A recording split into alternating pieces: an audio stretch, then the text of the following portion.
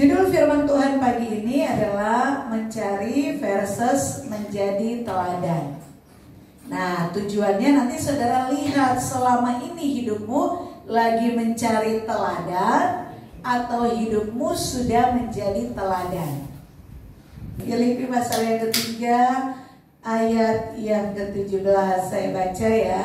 Saudara-saudara, ikutilah teladanku dan perhatikanlah mereka yang hidup sama seperti kami yang menjadi teladanmu. Jadi ini Paulus ngomong kepada jemaat di Filipi, ikuti teladanku. Kalau di ayat-ayat yang lain Paulus bilang, karena aku sudah mengikuti teladan Kristus. Dan di ayat selanjutnya ini berkata, dan perhatikanlah mereka yang hidup sama seperti kami, sama seperti rasul-rasul dengan teman-temannya yang menjadi teladanmu. Nah, ada satu cerita indah yang diharapkan oleh semua orang. Bicara anak dan orang tua. Saudara, anak ada juga yang sudah menjadi orang tua. Pernah nggak anak-anak berpikir bahwa ketika mereka lahir, orang tua punya harapan untuk kalian ketika kalian dilahirkan? Harapan orang tua terhadap anak itu apa? Wow, aku pengen tuh anakku jadi anak yang dengar-dengaran, jadi anak yang pintar, terus nanti masa depannya baik. Itu harapan hampir semua orang tua seperti begitu. Betul nggak orang tua? Nah, pokoknya anakku nggak boleh nakal-nakal lah. Asal dikasih tahu apa, didengar dan taat. Nah, orang tua punya harapan dan dia mau ada cerita indah yang menjadi kisah anaknya.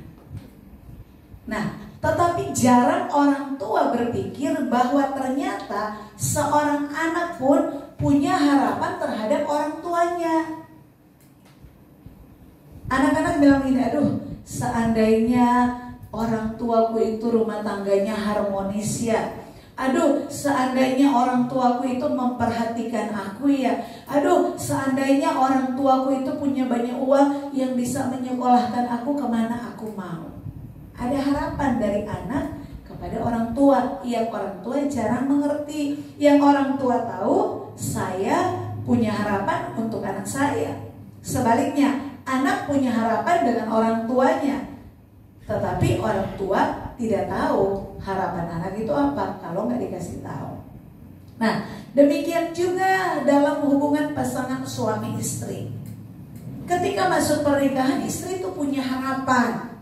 Aku kalau menikah dengan dia, aku dapat tempat perlindungan dan aku ingin bahagia. Suami juga sebenarnya ketika menikah dia punya harapan.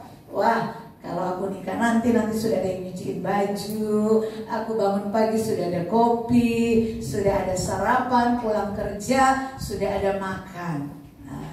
Dan aku mau istriku yang taat, yang dengar-dengaran. Kalau boleh pakai plus, yang cantik jelita. Itu harapan seorang suami, itu harapan seorang istri. Dan kalau itu menjadi nyata, itu menjadi cerita indah dalam hidup mereka dalam berumah tangga. Nah, dalam hubungan pekerjaan antara bos kita dengan pimpinan, antara rekan sekerja kita dengan teman kita, atau kalau saudara pimpinan dengan bawahan saudara, kita mau punya cerita indah, kita punya harapan. Aduh, aku kerja di sini ya, harapanku sih setiap tahun bosku gajiku naik gitu loh. Terus bosku tuh baik, menghargai kalau hasil kerjaku baik, ya dikasih reward lah, kasih penghargaan, ya kasih bonus lah. Sesama teman sekerja kita juga punya harapan. Wah, teman kerja ini harus jadi tim yang baik supaya aku betah di sini. Dengan anak buah juga begitu. Wah, anak buahku ini sudah dikasih gaji, dia harus kerja yang baik, dia harus capai target. Itu harapan-harapan. Bos punya harapan, anak buah punya harapan. Dengan alasan apa? Kalau harapan itu jadi nyata, jadi cerita indah di dalam bekerja. Tetapi bos kadang-kadang cuma nuntut. Dia nggak tahu bahwa anak buah juga pengen naik gaji terus. Anak buah pun kadang-kadang hanya kepengen punya harapan naik gaji setiap bulan, tetapi kerja tidak lebih baik, kerja tidak maksimal, tapi maunya dapat pendapatan yang banyak. Nah, demikian juga di dalam gereja. Kenapa ada orang pindah-pindah gereja? Kenapa ada orang mendirikan gereja sendiri? Bukan dengan alasan mengembangkan, tetapi karena perpecahan. Kenapa? Karena ketika orang datang ke gereja, yang diharapkan pendeta saya itu jadi teladan. Namanya orang Kristen, sesama rekan di gereja itu harusnya yang baik-baik, seperti malaikat turun dari surga. Dalam kenyataan, yang satu tukang gosip lah, yang satu mulut ember lah, yang satu gak bisa nyampan rahasia lah, yang satu soknya luar biasa. Akhirnya keluar pindah. Kenapa? Karena cerita indah tidak dia temukan ketika dia beribadah. Pernah ngalami hal-hal yang saya sampaikan tadi? Belum di dalam hal bertetangga. Kita mau, wah tetangga tuh baik, kalau punya hajatan kirim makanan, terus jangan ribut-ribut, jangan rame-rame. Nah, kita punya harapan-harapan kepada mereka. Kita punya tuntutan. Kalau pakai kata lebih kerasnya, kita punya tuntutan terhadap suami, terhadap anak, terhadap orang tua, terhadap tetangga, terhadap rekan kerja. Kita punya tuntutan. Tetapi sekarang saya mau ajak balik kembali kepada diri kita. Apa yang sudah kita lakukan? Yang pertama dan yang kedua, pernahkah kita berpikir sebagaimana kita punya harapan, sebagaimana kita punya tuntutan kepada orang lain, bahwa mereka juga mengharapkan, menuntut hal yang sama dari diri kita? Masalahnya, apakah kita sudah menjadi seperti yang mereka harapkan? Apakah tuntutan mereka terhadap kita sebagai istri, sebagai orang tua sudah menjadi nyata buat mereka? Amin. Mengerti saudara? Mengapa ada banyak orang kecewa di dalam hidup ini? Dalam pekerjaan, dalam hubungan suami istri, orang tua dan anak, di dalam bertetangga, bahkan di dalam gereja. Jawabannya karena cerita indah tidak menjadi kenyataan. Karena memiliki harapan yang salah. Belum tentu orang itu tidak melakukan sesuai yang kita harapkan. Mungkin harapan kita yang terlalu berlebihan. Mungkin harapan kita yang salah tentang mereka. Betul ya? Seringkali kan kita selalu menyalahkan yang lain. Kita selalu ada di posisi yang benar. Tetapi belum tentu. Kenapa? Karena banyak orang kecewa ternyata karena punya harapan yang salah. Pernah ngalamin?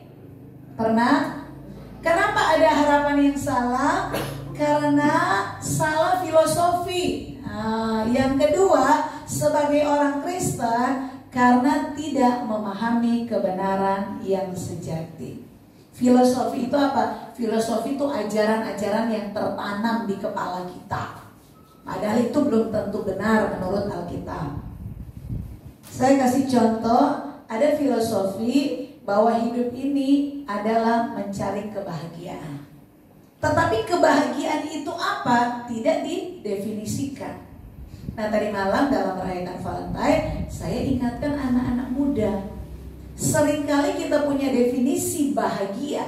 Semua orang kepengen bahagia, tetapi definisi bahagia hampir semua kepala manusia adalah ketika aku mendapatkan sesuatu. Ketika aku mendapatkan kasih dari seseorang, aduh bahagianya. Ketika aku dapat uang, aduh bahagianya. Ketika aku dapat bonus, aduh bahagianya. Ketika aku dapat kesehatan, aduh bahagianya. Kalau bahagia diukur dari mendapatkan sesuatu, kita pasti akan kecewa. Kecewa ketika sesuatu itu tidak kita dapat. Berarti kalau kita nggak dapat sesuatu yang kita harapkan, hidup kita sepanjang umur akan terus kecewa, tidak bahagia. Betul ya? Nah, saya ingatkan mereka, kalau belajar Alkitab, kunci bahagia dan bahagia yang sejati itu cuma satu. Ketika hati kita mengasihi, memberi kasih.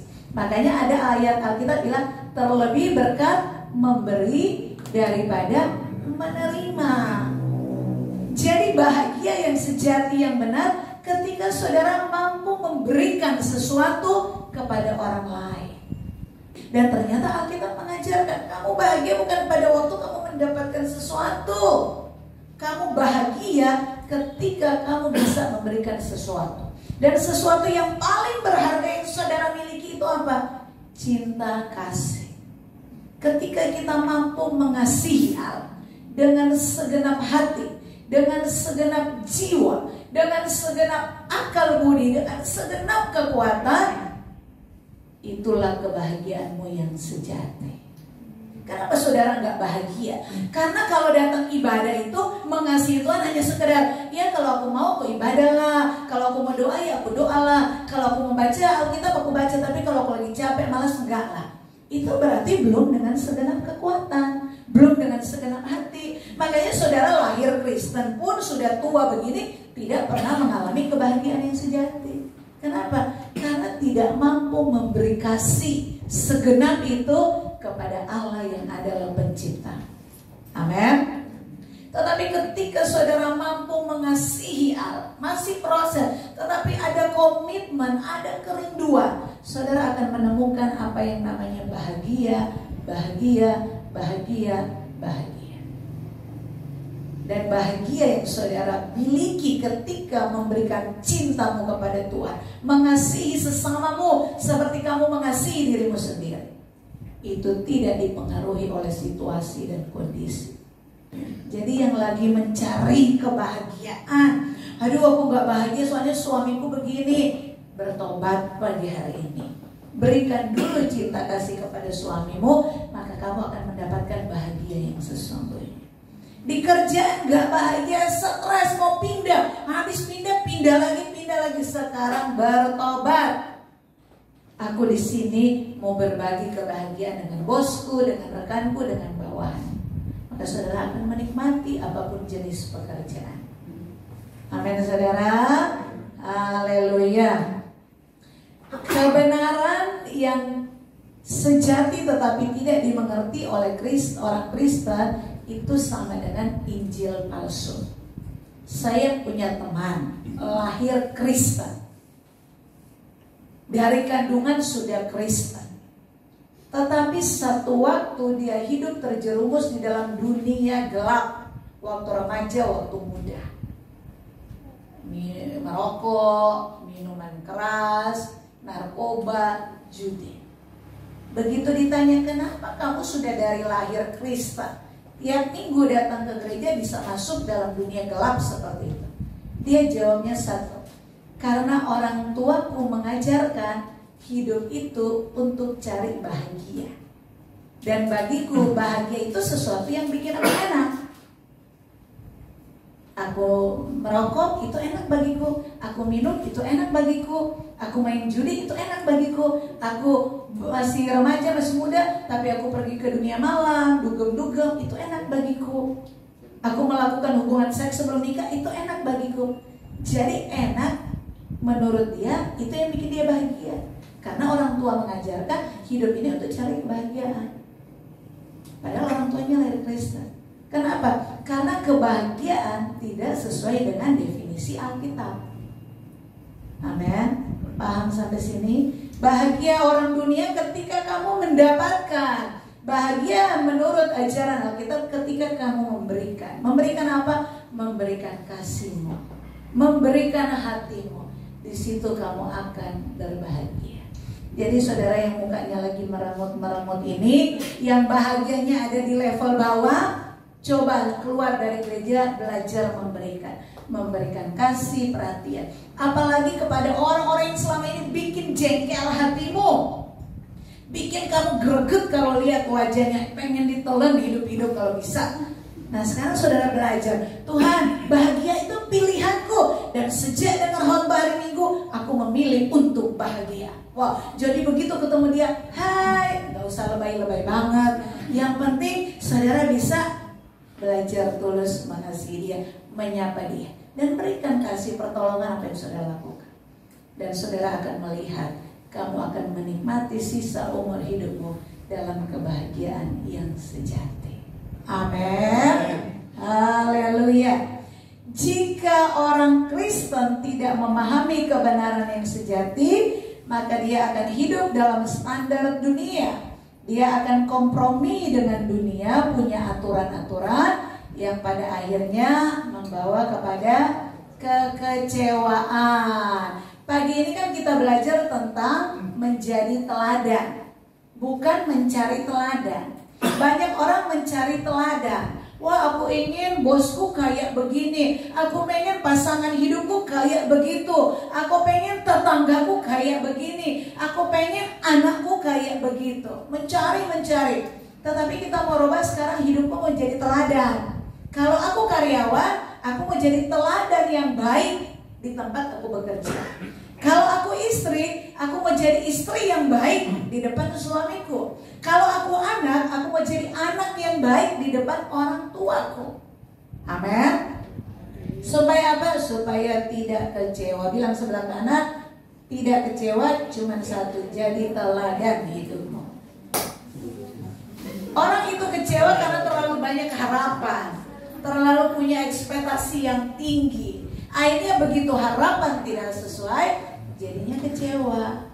Nah, sekarang yang bikin standar itu siapa? Saudara sendiri. Artinya ketika ada harapan-harapan ekspektasi yang saudara taruh, saudara seharusnya siap untuk kecewa.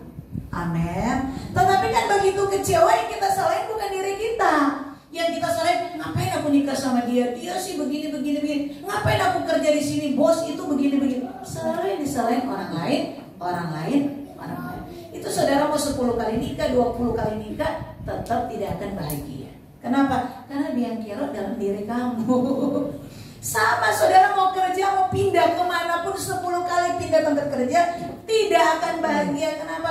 Karena harapanmu tidak akan pernah menjadi cerita indah selama kamu tidak menjadikan dirimu teladan, selama kamu hanya menuntut kebahagiaan dari orang lain. Amin. Bertobatlah. Kita mau belajar ada contoh teladan dari perjanjian lama. Tahu Abraham?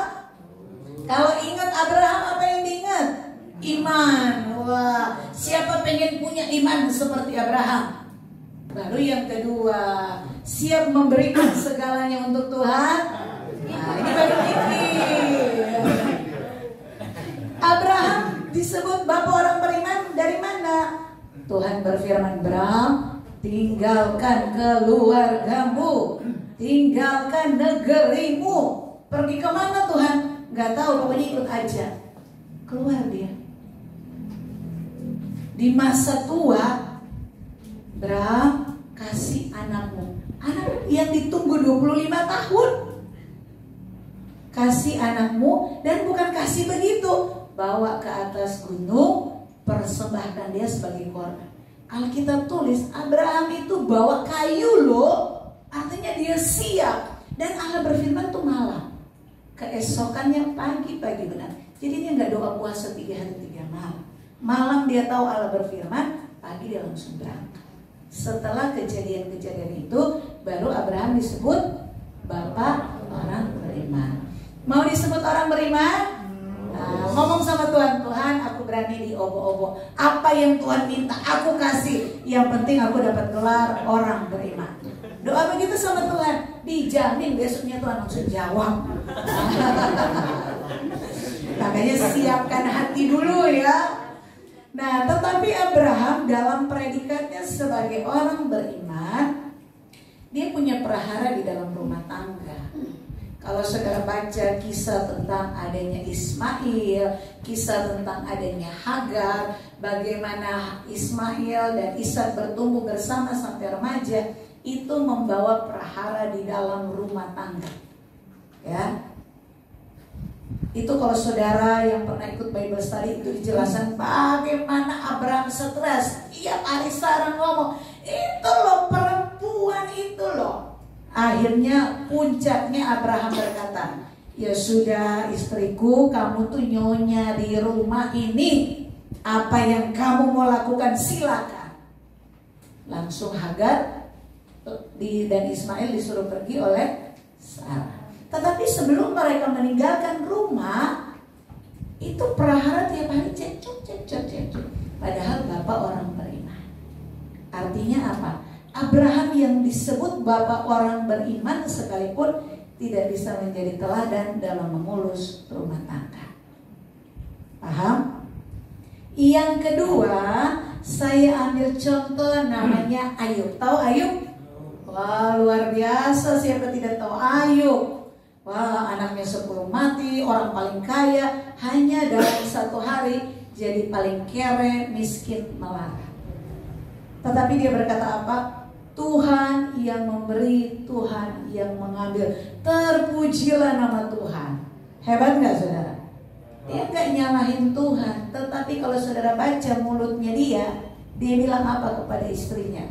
Kamu berkata seperti orang gila. Teman-temannya dari jauh tuh, Elifaz siapa tuh yang datang, Bildad datang dari negeri jauh untuk melihat dia. Itu banyak kata-kata kasar Ayub kepada mereka. Artinya apa? Dia teladan dalam lulus ujian. Tetapi mulutnya itu, kalau untuk konteks sekarang, wah, teladannya dia ujian langsung ambiar di depan istri ketika istrinya dibilang seperti orang gila. Ketika dia ngomong kesannya tidak baik terhadap teman-teman. Wah, kirain sudah begini-gini, ternyata. Nah, artinya Ayub pun tidak sempurna. Yang ketiga, tokoh yang namanya Musa. Tahu Musa ya? Alkitab menulis Musa itu orang yang paling rendah hati. Wah, orang yang paling sabar yang pernah hidup di dunia ini. Orang yang paling lemah lembut. Alkitab menulis itu suara Tuhan. Tetapi di depan bangsa Israel, apa yang Musa lakukan? Dia membunuh loh. Kan pernah membunuh orang Mesir. Yang kedua, setiap menghadapi bangsa Israel, kalau mereka lagi ngambek bersungut-sungut, Musa marah, Musa ngomel. Bahkan Musa tidak masuk tanah perjanjian karena dia marah kepada bangsa Israel. Sehingga tongkat itu diketok di gunung batu, tok keluar air. Tapi dengan emosi, dia tak masuk. Artinya apa? Musa yang sudah luar biasa membelah laut Kolsum, bikin mujizat Tuhan kerjakan lewat dirinya, kok tidak sempurna. Buktinya tak masuk tanah perjanjian karena mulutnya. Mengerti?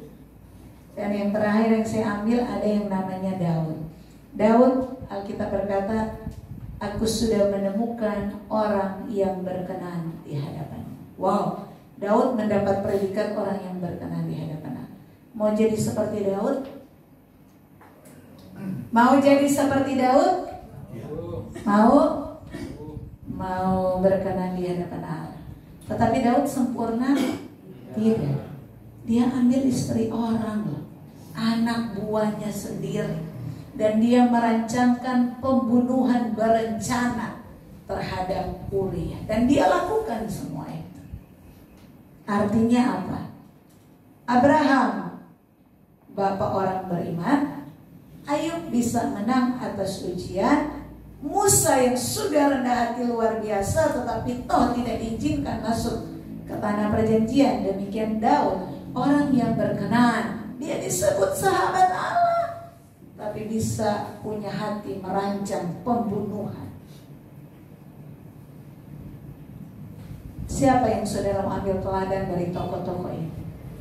Belum semua Alkitab, kalau saya ambil banyak tokoh.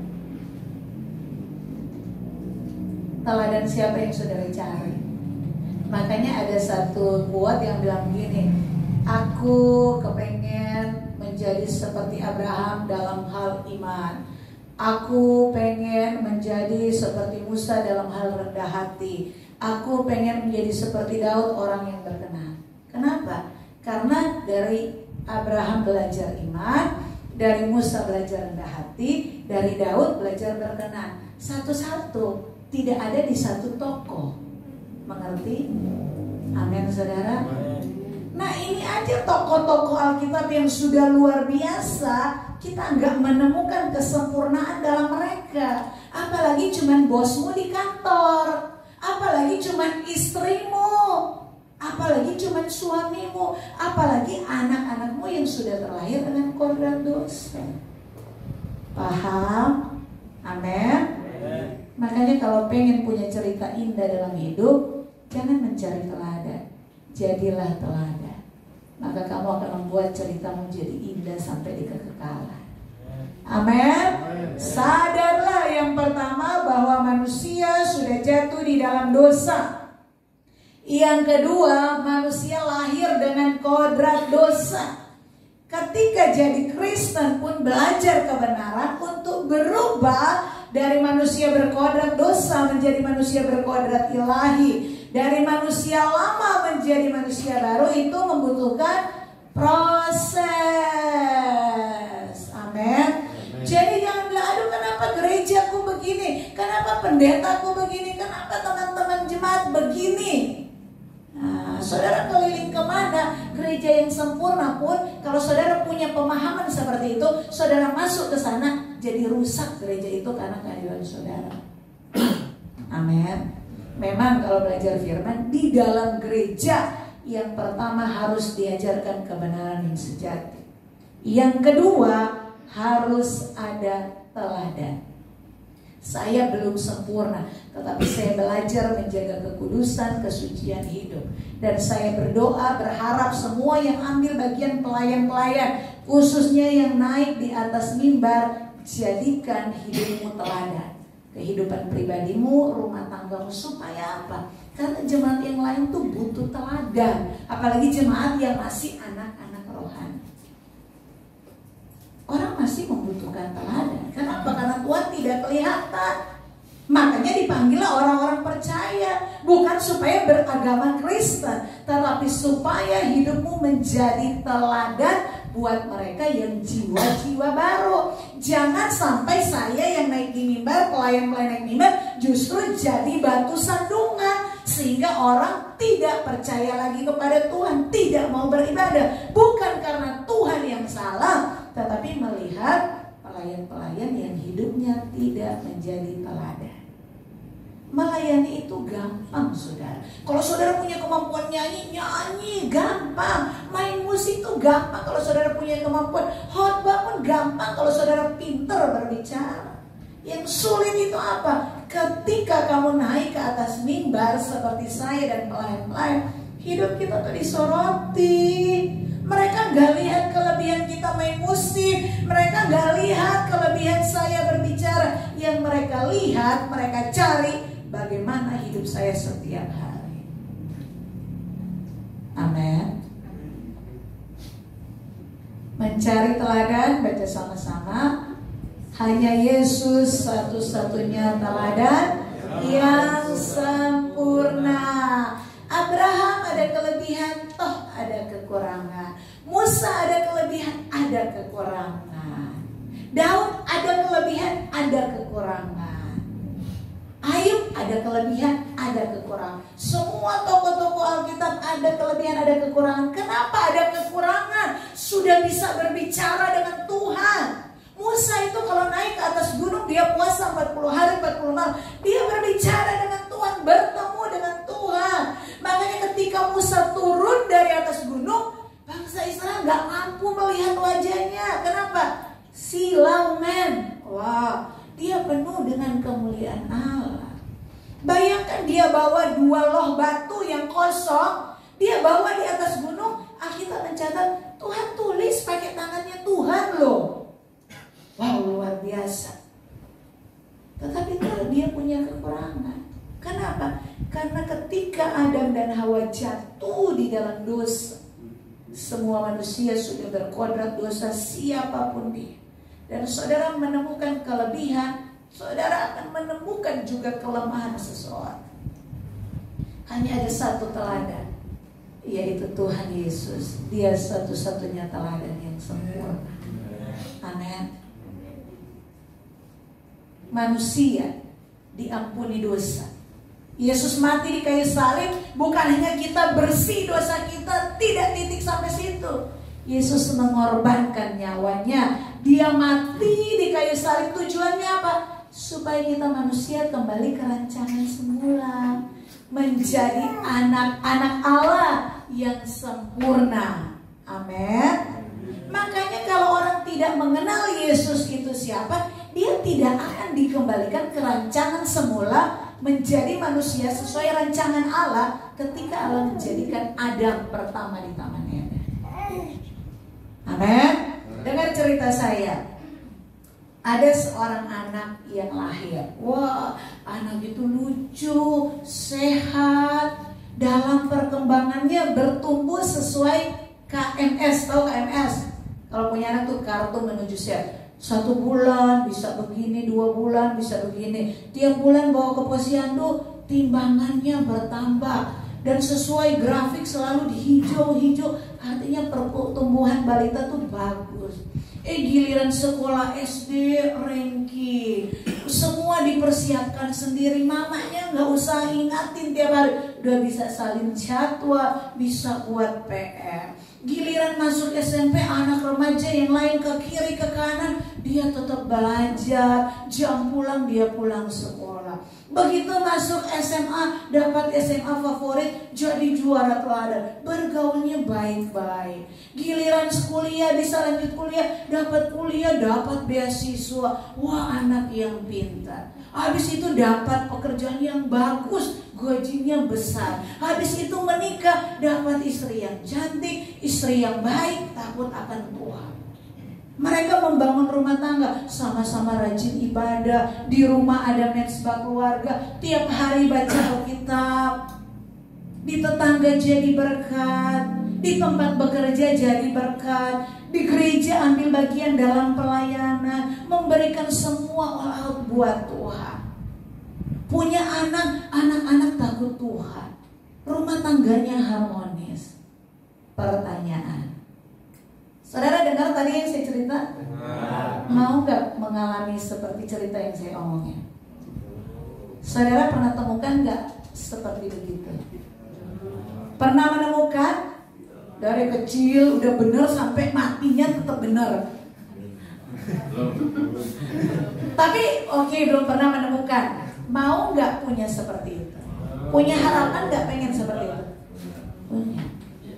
Itu manusia yang Allah rancang semula harusnya seperti itu.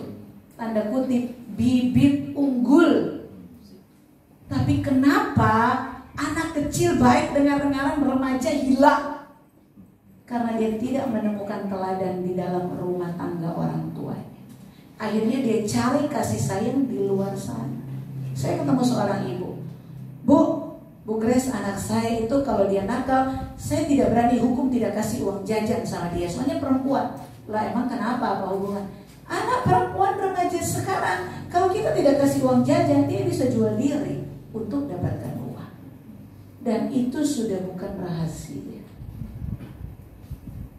Ada anak sampai remaja masih baik, menikah, masuk rumah tangga, hancur lebur, ketemu dengan yang gak sesuai harapan, ya yang brengsek. Padahal dari kecil mamanya sayang-sayang, opo-opo bahagia, masuk pernikahan, kehilangan kehidupan. Makanya kalau saudara baca quote beberapa malam yang lalu, lebih baik tidak menikah daripada menikah kehilangan kehidupan. Amin. Amin. Di mana kita bisa menemukan kebahagiaan yang sejati? Di langit baru, bumi baru. Saudara akan menemukan cerita indah seperti yang saya sampaikan. Langit baru, bumi baru itu bukan melayang di alam roh. Itu dunia real nyata seperti kita. Coba saudara bayangkan, Adam dan Hawa tuh tubuhnya seperti siapa? Kan seperti kita kan? Dia tinggal di mana? Taman Eden. Taman Eden itu Adam makan apa? Kan makan buah-buah. Betul ya? Seandainya Adam dan Hawa tidak jatuh di dalam dosa, apakah ada kematian? Artinya mereka akan hidup kekal selama-lamanya. Di mana? Di dunia ini. Dengan tubuh apa? Tubuh begini. Amin. Amin. Jadi jangan bayangkan surga itu bentuk roh, nyanyi, amin, hidupnya. Makanya banyak orang gak kepengen ke surga, membosankan. Nah sekarang saya kasih tahu, langit baru, bumi baru, itu pengulangan dari dunia ini. Tetapi di sana tidak ada dosa, di sana tidak ada iblis. Di sana adalah orang-orang yang menggenapi rencana Allah, menjadi manusia sesuai rencana Allah, hidup dalam keharmonisan, memberikan kasih tanpa menuntut, ada belas kasihan. Amin saudara. Dan di dalam langit baru bumi baru, itu rangkaian cerita indah akan terjadi di sepanjang umur hidup kita. Amin. Amin saudara. Makanya jangan cari teladan cuma satu, Yesus. Makanya sungguh-sungguh cari Tuhan Yesus, mengenal pribadinya. Supaya apa? Supaya hidupmu bisa menjadi teladan, dan kamu jadi orang paling bahagia yang pernah hidup di dunia ini. Kebahagiaan tingkat paling tinggi, sukses manusia tingkat paling tinggi, ketika dia bisa menemukan Tuhan sebagai penciptanya. Saya mau tanya, saudara sudah menemukan Tuhan dalam hidupmu? Saya mau tanya, jawab. Saudara sudah mencari Tuhan? Sudah. Sudah menemukan Tuhan? Sudah. Sudah menemukan Tuhan belum? Orang kan mencari harus mendapatkan, betul nggak? Demikian orang yang mencari Tuhan sampai menemukan Tuhan. Wah, hatimu, ucapan syukurmu itu nggak bisa dikatakan dengan kata-kata. Kalau kamu sudah mengalami Tuhan dalam hidup. Makanya kekristenan itu jangan sekedar datang gereja, sekedar baca Alkitab, sekedar doa. Harus sampai titik aku mencari Tuhan dan aku harus menemukan. Nah, cuman manusia ini kan sudah jatuh dalam kodrat dosa. Jadi kalau kondisi baik-baik, apalagi aman-aman, cari Tuhan sekedar. Makanya kenapa kadang-kadang sudah aman nyaman Tuhan goncang sedikit. Supaya apa? Aduh Tuhan, nyari Tuhan sungguh-sungguh orang kalau lagi ada masalah. Betul apa benar?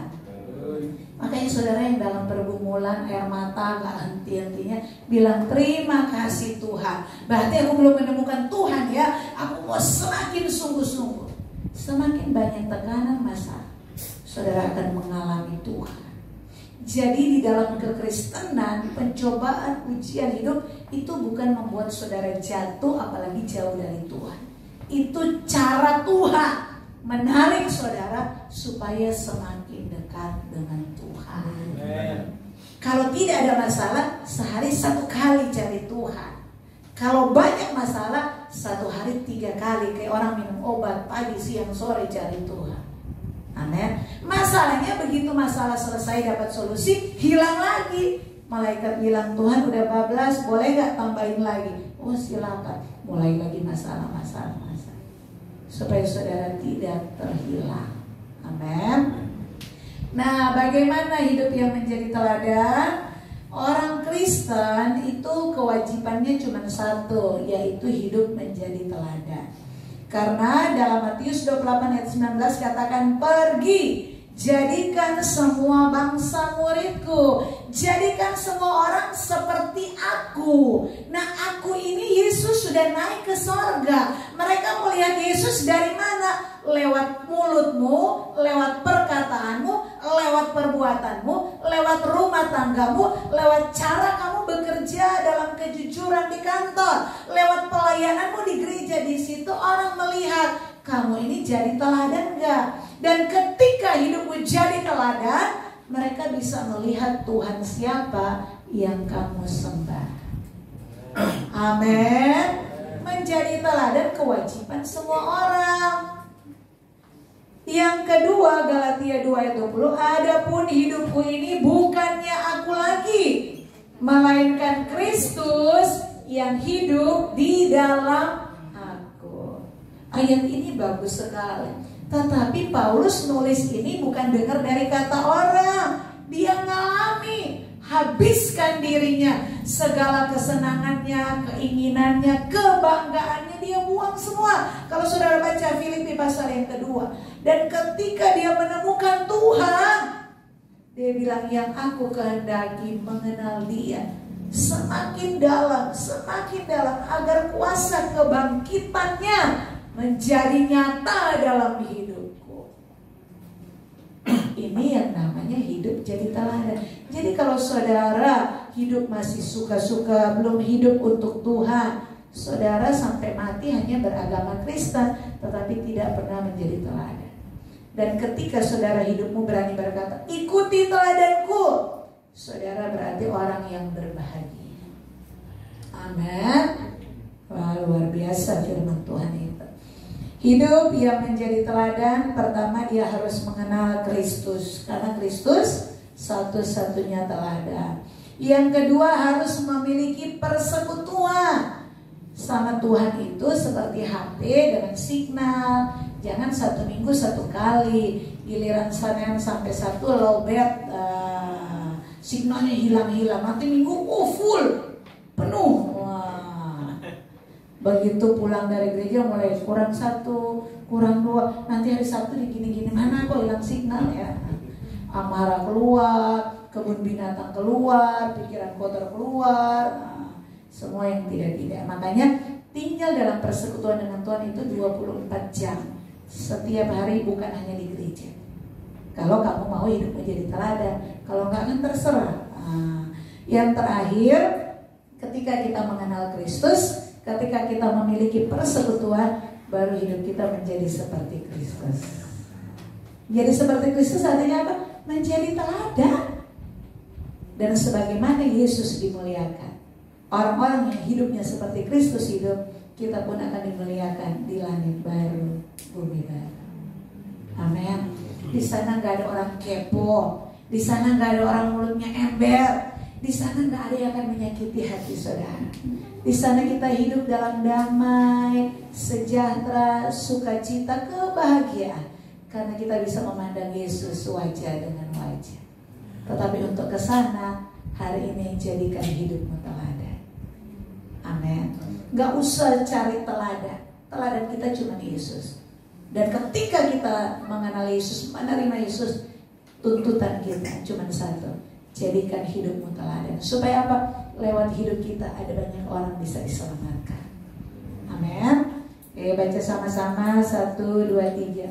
Hidup orang Kristen seharusnya menjadi teladan dalam perkataan, dalam perbuatan, dan dalam kasih. Jangan mencarinya di luar, tetapi temukanlah itu di dalam dirimu. Ini perenungan kita. Amin. Tuhan